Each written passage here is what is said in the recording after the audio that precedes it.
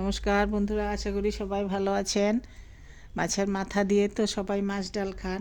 আমি আজকে একটি নিরামিষ মাছের ডাল করলাম। তার জন্য ফুলকপি, শিম, মূলা একটু লবণ দিয়ে হাফ সিদ্ধ করে নিলাম।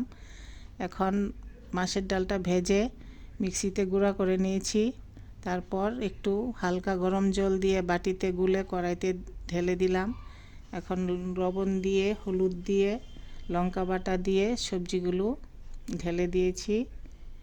এই যে আমার সেদ্ধ করা সবজি ঢেলে দিয়ে এখন মাছের ডাল সহ ভালো করে সেদ্ধ করে নিয়ে তারপর কড়াইতে তেল দিয়ে শুকনো লঙ্কা, তেজপাতা, পাঁচফোড়ন, আদা বাটা দিয়ে ফোড়ন দিয়ে দিলাম।